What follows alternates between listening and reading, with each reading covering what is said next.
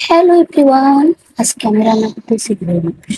আর এই গরুর মাংস রান্নাটার রেসিপিটা শিখেছি আমি আমার মায়ের হাত থেকে। কারণ ছোটবেলা থেকেই দেখতাম আমার মা ঠিক এইভাবে হাতে মুখে গরুর মাংস রান্না করতো। সেই রান্নার যে কি টেস্ট, জাস্ট অসাধারণ। এখন আর সে আগের মতো মায়ের হাতে রান্না খেতে পারে না। কারণ আমার মা এখন আর আগের মতো রান্না বান্না করতে পারে না। বয়সের সাথে সাথে একটা সময় এসে মানুষ অবসর নেয়। আমার মায়েরও ঠিক তাই বলেছে, আপনার আগের মতো রান্নাবান্না করতে পারে না, একটুতেই হাঁপিয়ে উঠে। যাই হোক, আপনারা দেখছেন আমি গরুর মাংস রান্না করার জন্য কি কি দিয়েছি। এই মশলাগুলো সাধারণত সব ফ্যামিলিতে থাকে। এমন কোনো পরিবার নেই যে এই মশলাগুলো তাদের বাড়ি থাকে না বা রান্নার সময় তারা ইউজ করে না। আমি এক্সট্রা বা বাড়তি কোনো মশলা ইউজ করি না।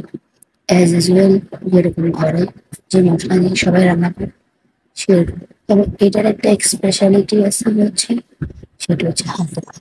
যত বেশি হাতে মেখে ভালো করে মিশিয়ে মেরিনেশন করে রেখে দেবেন, প্রায় ঘন্টা খানেক বা আধা ঘন্টা 20 মিনিট রাখলে হবে। আর যত বেশি মেরিনেশন তত বেশি টেস্টি। আমি ঠিক এভাবে রান্না করি। আর এখানে একটা ডিম দেখতে পাচ্ছেন, যে ডিমটা দিয়েছি আমার ছোট ছেলের জন্য, আর আমি গরুর মাংস একদমই খেতে পারবো না। Tata, bye bye.